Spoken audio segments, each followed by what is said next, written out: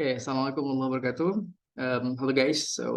In this meeting, I would love to share um, how exactly you should learn something, especially in English, because I think the most important aspect in learning is learning by yourself. Why? Because you will have a lot of times exploring a lot of things, but if you are only thinking that you learn when you are in the classroom, I believe that it's not gonna be maximum ya. Oke, baik teman-teman. Jadi di video ini saya ingin menyampaikan kalau belajar itu harusnya tidak hanya di kelas dan banyak hal yang bisa kita pelajari di luar kelas. And actually ya kita misalkan di kelas juga it's gonna be works very well karena kita bisa mungkin sharing sama teman, sharing sama dosen atau sama guru ya, sama tutor ya.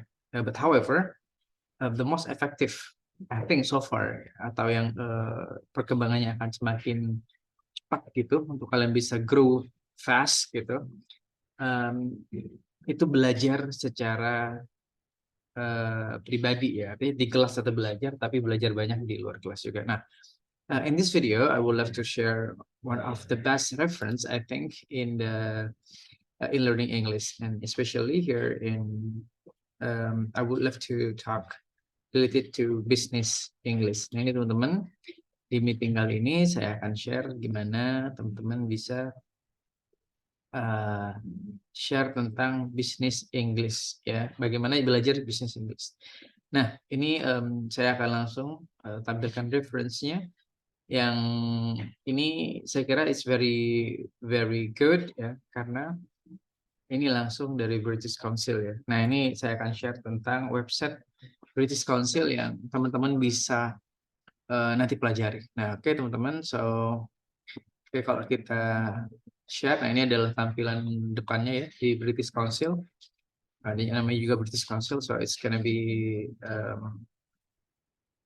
all related to the British ya, not really American, British. Tapi I think it's okay ya, mau British or American is fine. Nah British Council ini so far sangat bagus teman-teman, so I think we can learn a lot from this website. For example ya, kayak we love to kita fokus ke bisnis English. Nah, tapi teman-teman nanti kalau mau skill misalkan mau listening, reading, writing, speaking, grammar, vocabulary, business English, general English. Oke, dan ada di sini English levels-nya juga. Oke.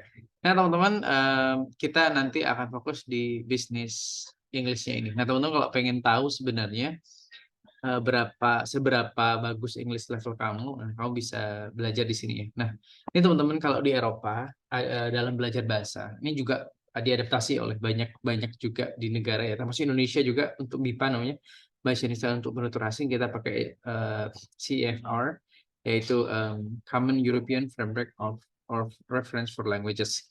Nah, apa itu? Biasanya kita belajarnya mungkin level beginner, intermediate, sama advance kayak gitu. Nah, tapi kalau misalkan kita pakai CFR ini ada banyak level ya.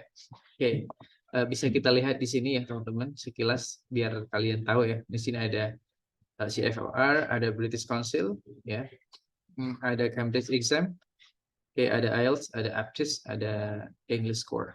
Nah, ini perbandingannya ya teman-teman. Nah, intinya gini, kalau kita elementary biasanya masuknya ya itu ke A1 ya, A1. Oke, kalau basic itu A1, A2. Kalau upper intermediate ya, intermediate usage-nya itu B1, B2, B1, B2. Nah, kalau proficient atau proficient user atau advanced ya, itu C1, C2. Ini levelnya sudah kalau ini ya, ini foundation, elementary, pre-intermediate, intermediate, upper intermediate, advanced, sama proficiency. Kalau C2 itu udah kayak bule gitu. Nah ini teman-teman yang biasanya digunakan atau dijadikan standar untuk penilaian level kita seberapa sih. Nanti juga kalau misalnya pakai TOEFL, pakai IELTS, TOEFL itu American ya.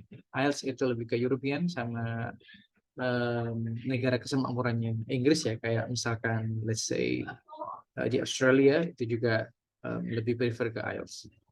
Kayak misalkan 4 ini masuk mana? Masuk intermediate. Misalkan 4,5 masuknya di mana? Intermediate gitu teman-teman. Kalau misalkan skor IELTS kalian 6 itu masuk upper intermediate. Kalau misalkan 7 itu sudah masuk advance. Oke, kalau IELTS kalian 8 sampai 9 itu kalian berarti C2 proficiency. Nah, itu teman-teman gambaran sekilas tentang skill bahasa ya. Seberapa skillful kalian dalam level bahasanya. Nah, mungkin kalian nanti bisa take test di sini juga. Nah, nanti register ya. Ya, cuman kalau kalian register di sini, nah, nanti akan dikirim email-email penawaran dan lain-lain sih. Itu mungkin efeknya. Oke, but in this video, I would like to give you example ya. Nah, ini yang pertama saya pengen di sini dulu. Ini karena reading dulu. Nanti next time mungkin di kelas kita bisa discuss juga tentang bagaimana podcast professionals, English for email sebenarnya sudah your hired ini tentang job interview dan tentang pekerjaan. Oke. But let's start with the first ya, yaitu di Business Magazine. Nah, di sini teman-teman di Business Magazine topik pertama adalah tentang agile working. Agile working itu seperti apa ya? Agile working itu pekerjaan yang bekerjanya dengan cepat ya, agile, ya, gesit gitu. Nah, di sini ya, what is a agile working and why it is important? With how new ways of working are helping companies adapt to change ya. Ini membantu perusahaan untuk beradaptasi terhadap perubahan. Do the preparation text first, then read the article and do the exercise. Nah, ini teman-teman, sebelum kita baca di sini, kalian disarankan untuk coba dulu di sini ya. Nah, ini ada preparation-nya, ada 8 ya, 8 items remaining, ada 8 item yang untuk kita isi. Nah, nanti contohnya misalkan di sini adalah able to move quickly and easily. Nah, kalian tinggal klik yang manakah yang mendefinisikan able to move quickly and easily. Ya, let's say misalkan agile. Oke. Agile atau agility ya. Agile. Oke, misalkan to make something clear or easier to understand. Oke, membuat sesuatu itu jelas dan mudah dimengerti. Nah, itu apa kira-kira? Oke, itu clarify misalkan. Nah, ini teman-teman, ini kan ada 6 item remaining. Saya sisakan buat kalian untuk kalian coba. Nah, nanti bisa kalian cek di sininya ya, di link di sini ya, di sini atau langsung aja sebenarnya ke home-nya, nanti cari di Business English bagian magazine bikin aja. Nah, ini saya nggak kerjakan semua, nanti biar sisanya kalian bisa praktek ya. Oke, kita finish misalkan. Nah, ini ada 2 ya. Oke, 2. Karena saya yang jawab itu 2. Oke. Oke, besok. Oke. Nah, ini ya nanti sisanya kalian isi ya biar tahu bagaimana mendefine. Oke, teman-teman. Nah, itu. Oke, ini adalah untuk yang readingnya. Nanti kalian setelah baca yang tadi itu, kalian baca readingnya ini. Oke, terus kalian task ya, kerjakan tugasnya. Oke, di sini kalau setelah nomor 1 kita geser ya. Kita geser, kita geser. Oke. Next juga seperti ini. Ya, nanti kita tinggal isi di sini. Business Magazine Agile Working 2 ya. Complete the sentence. Nah, ini tinggal lengkapin ya. Ya, misalkan companies need to adapt to changing world we live in. Need to apa misalkan? Need to adapt misalkan nih. Maka tinggal klik dan sebagainya. Oke. Baik teman-teman, saya kira itu my introduction. Nanti akan kita lebih banyak discuss secara langsung mungkin ya di kelas ya, atau mungkin kalian bisa komen di sini kalau ada pertanyaan terkait bagaimana sebenarnya belajar secara mandiri. Remote learning atau kalau misalkan istilahnya di pendidikan itu namanya asynchronous learning ya.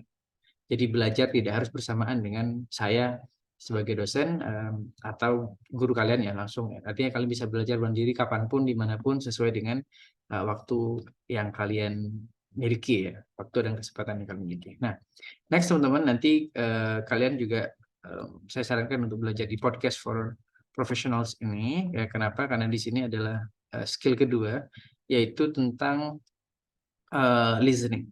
Oke, listening. Jadi ada reading, ada listening. Nah, ini teman-teman ada preparation-nya juga sama kayak tadi. Nah, ini bisa diisi sama kalian. Oke, setelah itu kita listening. Misalkan kita klik di sini. Oke.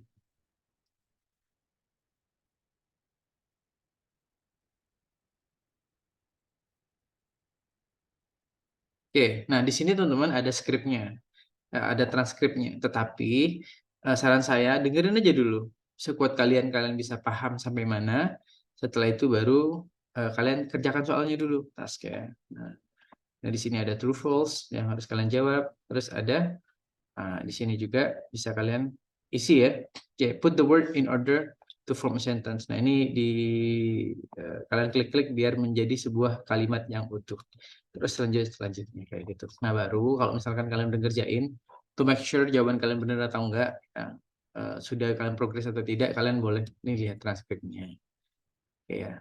Nah, ini akan lebih mudah soalnya. Maka saya sarankan teman-teman kita mulai dulu dari yang Business Magazine, terus ke podcast, baru nanti English for Emails, walaupun sudah sempat dibahas ya. Tapi mungkin kita bisa ulang juga nanti. Oke. Nah, tapi teman-teman juga boleh nih, misalkan ke General English. Nah, apa bedanya Business English sama General English? Teman-teman kalau Business English fokusnya ke konteks-konteks bisnis ya, bahasa Inggris yang biasanya dipakai di dalam bisnis. Ya, ada technical terms-nya juga, ada idiomatic expression juga yang memang di English ya, kayak misalkan ahead of the curve, misalkan full plate dan lain-lain. Nah, General English ini umum ya, semua ya. Nah, ini ada audio series-nya dan lain-lain. Ini bagus banget sih websitenya. Saya rekomend banget buat teman-teman juga belajar dari sini.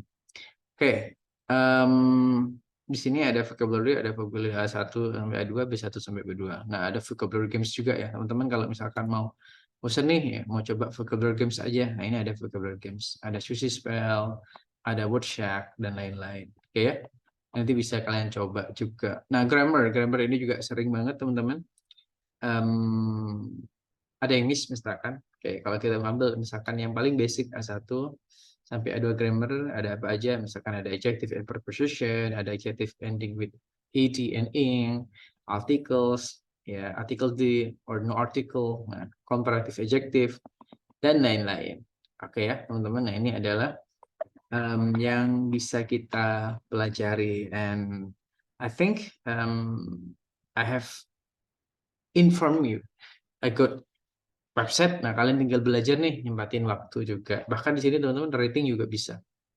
Oke, nah kalian nanti bisa ya A1 rating, A2 rating, B2 rating, dan lain-lain. Oke. Jadi walaupun mungkin let's say kita tidak belajar di luar negeri, I think we still have chance ya to learn like we are studying abroad ya. Walaupun tidak 100% kita bisa merasakan kondisi seperti di sana, tapi paling tidak kita bisa enjoy kayak website-website bagus seperti ini. Oke, thank you so much for coming. If you have any questions, nanti kita bisa belajar banyak di sini.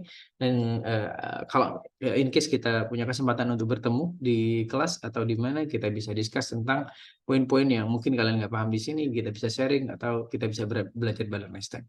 Oke, thank you so much for your attention. Later on saya akan tanya update-nya seberapa jauh teman-teman sudah belajar di website ini. Thank you so much for your attention. Oke, last we say, Assalamualaikum warahmatullahi wabarakatuh. Salam ya. Sampai jumpa. See you guys.